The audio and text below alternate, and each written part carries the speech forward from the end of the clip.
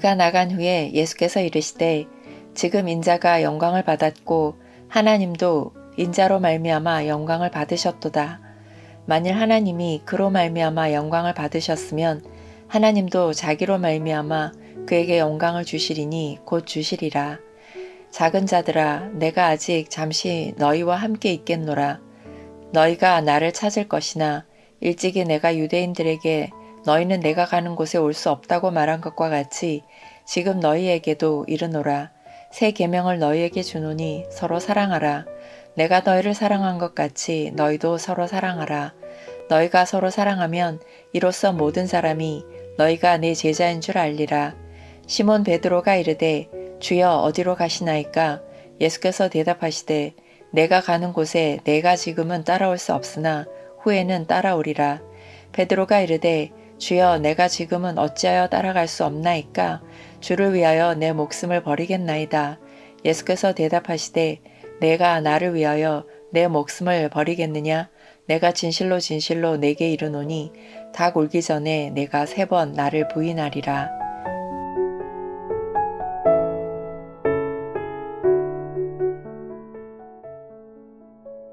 어제 말씀에서 예수님은 유다에게 떡 한 조각을 적셔 주셨습니다. 그것은 유다를 향해 내미는 마지막 은혜의 손길이었습니다. 회개를 촉구하는 주님의 애타는 사랑이었습니다. 그러나 유다는 그 사랑의 떡을 받고도 돌이키지 않았습니다. 오히려 그 조각을 받은 후 사단이 그 속에 들어갔습니다. 30절 유다가 그 조각을 받고 곧 나가니 밤일러라. 유다가 방문을 열고 나가면서 십자가를 향한 모든 톱니바퀴가 속도를 내며 돌아가기 시작했습니다. 바로 그 순간 예수님은 깊은 침묵을 깨고 입을 여십니다. 그리고 상식적으로도 이해할 수 없고 도무지 상상할 수 없는 위대한 선언을 하십니다. 31절 그가 나간 후에 예수께서 이르시되 지금 인자가 영광을 받았고 하나님도 인자로 말미암아 영광을 받으셨도다. 놀라울 정도로 역설적이고 신비로운 선언입니다. 유다가 예수님을 배발하러 나간 바로 그 순간입니다. 이제 몇 시간 후면 예수님은 겟세마네 동산에서 기도하시다가 칼과 몽둥이를 든 로마 군병들과 성전 경비대에게 죄인처럼 붙잡히실 것입니다. 호언장담하던 제자들은 모두 뿔뿔이 흩어져 도망치고 말 것입니다. 예수님은 밤새도록 끌려다니며 수치스러운 재판을 받습니다.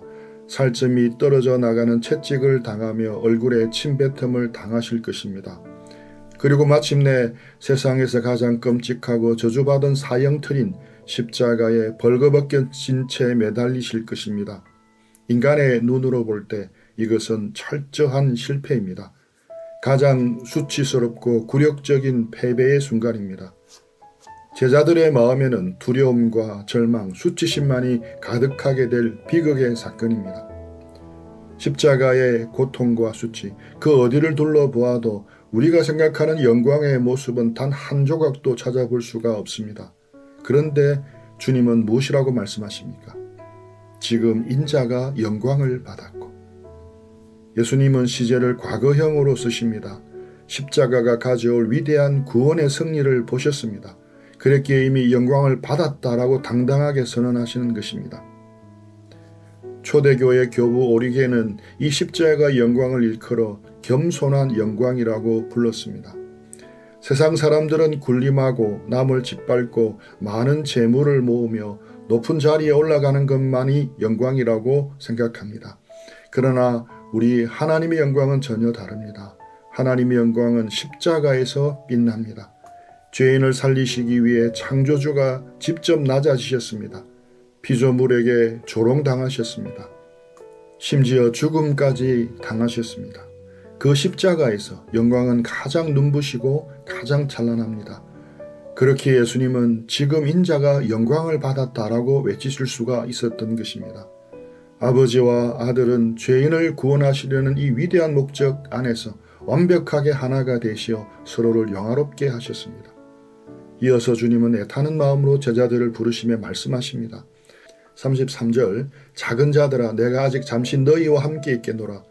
너희가 나를 찾을 것이나 일찍이 내가 유대인들에게 너희는 내가 가는 곳에 올 수 없다고 말한 것 같이 지금 너희에게도 이르노라.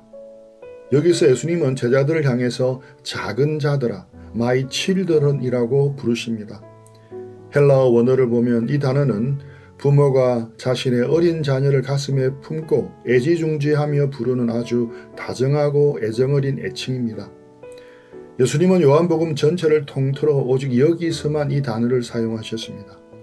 예수님은 이제 홀로 남겨질 제자들이 얼마나 큰 충격과 공포 그리고 지독한 혼란에 빠질지를 다 알고 계셨습니다. 제자들이 모든 것을 내려놓고 3년 반을 쫓으며 살았습니다. 그런데 그들의 선생님이 십자가에 무기력하게 달리셨습니다. 절망이 찾아왔습니다. 타고 있던 배가 불타는 기분이었고 돌아갈 다리가 끊어진 기분이었습니다. 예수님은 그들을 부르셨습니다. 따뜻한 품에 안으시듯 가장 부드러운 아버지의 음성으로 말씀하셨습니다. 나의 어린 자녀들아. 하지만 그토록 따스한 부르심 뒤에 이어지는 말씀은 제자들에게는 청천벽력과도 같았습니다. 내가 가는 곳에 너희는 올 수 없다. 예수님은 이전에 자신을 적대하고 죽이려 했던 유대인들에게도 이 똑같은 말씀을 하신 적이 있습니다. 그러나 그 의미는 하늘과 땅 차이입니다. 유대인들에게 하신 말씀은 무서운 심판의 선고였습니다. 영광의 주님이 계신 천국에는 결코 영원히 나올 수 없다는 끔찍한 뜻이었습니다. 그러나 오늘 사랑하는 제자에게 하신 이 말씀은 결코 영원한 분리나 심판의 의미가 아닙니다. 지금 당장은 오직 예수님 홀로 가셔야만 하는 길이 있습니다. 바로 십자가의 길, 온 인류의 죄를 짊어지는 대속의 길입니다. 그 구원의 길, 피 흘림의 길에는 베드로도 요한도 그 어떤 인간도 감히 동행할 수 없습니다. 오직 죄 없고 흠없는 하나님의 어린 양만이 홀로 감당하셔야 할 독배의 자리입니다. 그래서 지금은 따라올 수 없다고 말씀하시는 것입니다. 하지만 주님은 14장에서 곧바로 약속하십니다. 내가 너희를 위하여 거처를 예배하러 가노니 나 있는 곳에 너희도 있게 하리라. 유대인들에게는 영원한 심판의 단절이었지만 제자들에게는 은혜의 지연일 뿐이었습니다. 예수님의 십자가 사역이 완성된 이후 결국은 주님이 계신 영광의 나라로 나올 것이기 때문입니다. 주님은 남겨질 제자들에게 유언과도 같은 단 하나의 계명을 주십니다. 34, 35절 새 계명을 너희에게 주노니 서로 사랑하라. 내가 너희를 사랑한 것 같이 너희도 서로 사랑하라. 너희가 서로 사랑하면 이로써 모든 사람이 너희가 내 제자인 줄 알리라. 왜 주님은 이 계명이 새 계명이라고 하셨겠습니까? 구약 성경 레위기 19장 18절을 보면 이미 내 이웃 사랑하기를 내 자신과 같이 사랑하라는 하나님의 율법이 명확하게 기록되어 있습니다. 이웃을 사랑하는 것은 유대인들에게 전혀 새로운 가르침이 아니었습니다. 그럼에도 불구하고 주님이 이 밤에 주신 계명을 새 계명이라고 부르신 이유는 단 하나입니다. 그 사랑의 기준과 원천이 과거와는 완전히 달라졌기 때문입니다. 주님은 내가 너희를 사랑한 것 같이라고 말씀하셨습니다. 바로 여기에 복음의 진수가 있습니다. 예수님이 제자들을 어떻게 사랑하셨습니까? 영광의 하늘 보좌를 버리고 이 낮고 천한 냄새나는 구유에 오셨습니다. 조금 전에 무릎을 꿇고 제자들의 더러운 발을 친히 씻겨주셨습니다. 이제 몇 시간 후면 그들의 모든 죄악을 대신 짊어지고 십자가에서 자신의 살을 찢고 피를 쏟아 영원한 생명을 내어주실 것입니다. 아무런 자격이 없는 자들을 위해 심지어 불과 몇 시간 후면 자신을 3번이나 모른다고 부인하고 저주하며 도망칠 자들을 위해 끝까지 참으시고 자신의 전부를 내어주시는 참된 사랑입니다. 우리가 하는 이기적이고 조건적인 사랑, 내게 잘해주는 사람에게만 잘해주는 그런 가벼운 수준의 사랑이 아닙니다.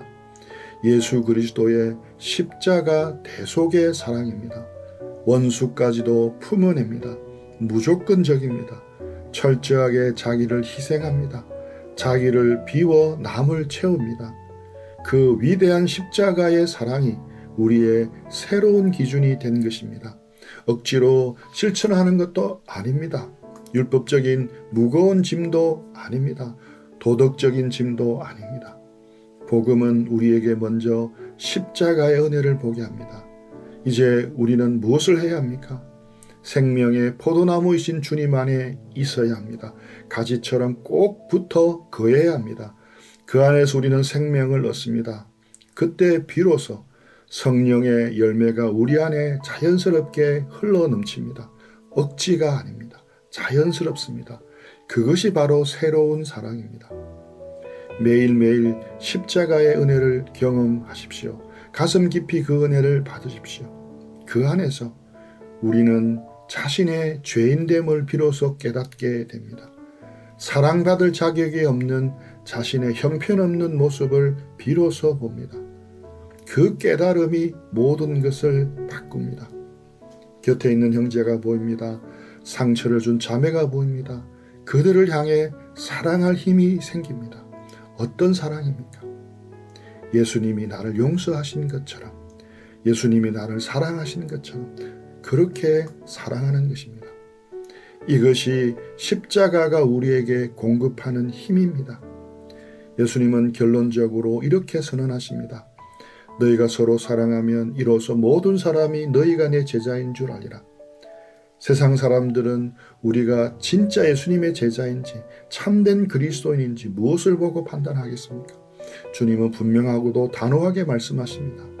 세상이 교회를 교회로 인정하고 성도를 예수님의 제자로 인정하는 유일하고도 절대적인 표지는 단 하나, 바로 십자가의 사랑으로 서로 사랑하는 것입니다.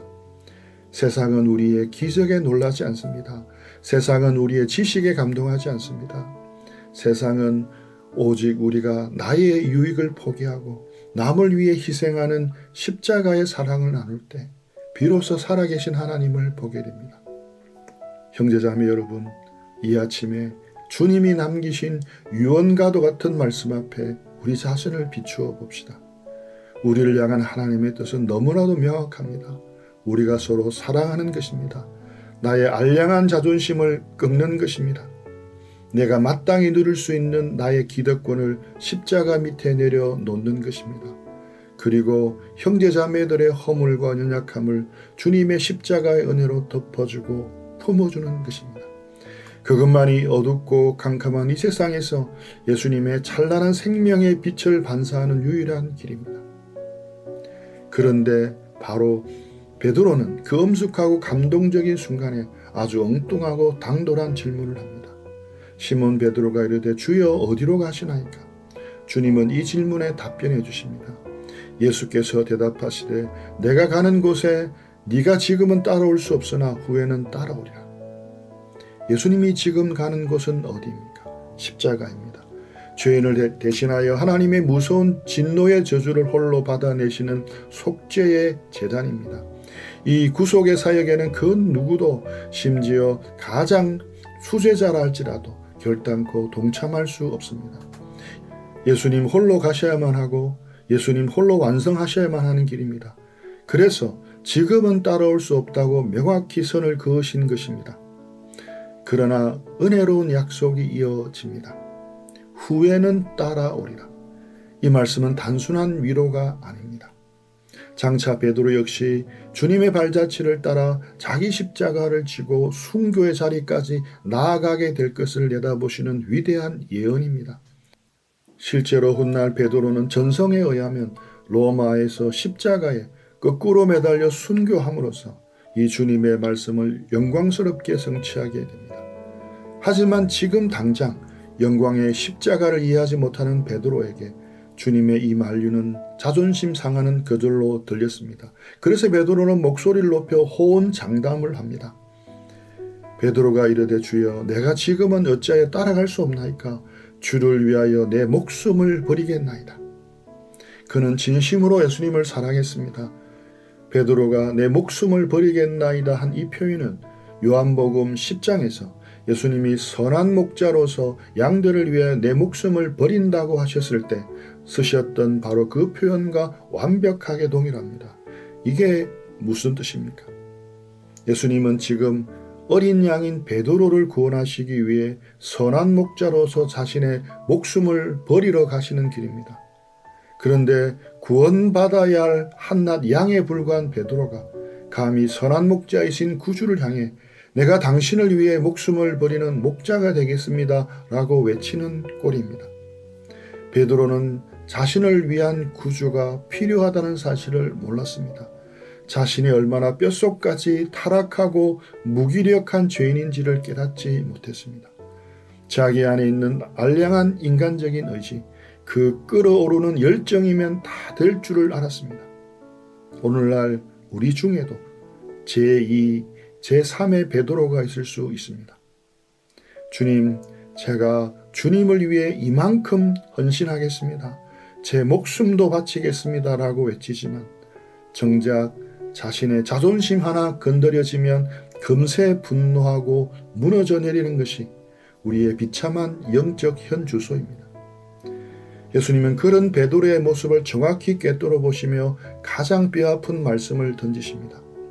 38절 예수께서 대답하시되 내가 나를 위하여 내 목숨을 버리겠느냐 내가 진실로 진실로 내게 이르노니 닭 울기 전에 내가 3번 나를 부인하리라. 주님은 베드로의 참담한 실패를 정확히 알고 계셨습니다. 닭 울음 소리가 들리기 전 대제사장의 뜰에서 불을 쬐다가 요종의 질문 한마디에 와르르 무너져 내린 베드로의 비겁한 밑바닥을 다 보고 계셨던 것입니다. 주님은 왜 이 베드로의 이 처참한 실패를 허락하셨겠습니까? 여기에는 너무도 깊은 하나님의 섭리와 은혜가 숨겨져 있습니다. 베드로는 자기 자신에 대한 헛된 신뢰가 철저히 박살나는 경험을 해야만 했습니다. 십자가는 자기 자신을 신뢰하는 자가 지는 것이 아닙니다. 십자가는 누가 질 수 있습니까? 내 속에는 선한 것이 조금도 없습니다. 이렇게 고백하는 자입니다. 나는 나의 주님을 모른다고 3번이나 저주한 자입니다. 버러지 같은 죄인입니다. 이렇게 인정하고 깨달은 자입니다. 가슴을 치며 통곡하는 자입니다. 하나님의 전적인 은혜가 없이는 단 1초도 못 삽니다. 이것을 뼈저리게 깨달은 자만이 십자가를 질 수가 있습니다. 주님은 닭 울기 전에 네가 나를 부인할 것이라고 매몰차게 선고하시지만 결코 그를 버리지 않으셨습니다. 오히려 앞선 36절에서 후에는 네가 나를 따라오리라고 먼저 약속의 말씀을 주셨습니다. 실패를 예고하시기 전에 이미 회복과 승리를 보장해 주신 것입니다. 오늘 이 아침에 이 고백이 우리 자신의 고백이 되었으면 좋겠습니다. 내 속에는 선한 것이 조금도 없습니다. 나는 나의 주님을 모른다고 3번이나 저주한 자입니다. 버러지 같은 죄인입니다. 하나님의 전적인 은혜가 없이는 단 1초라도 못 삽니다. 이 고백 가운데 주께서 우리에게 맡기신 십자가를 지고 가는 우리 모두가 되기를 축복합니다. 우리 들은 말씀 묵상하면서 주님과 교제하며 기도하는 시간들 가지겠습니다.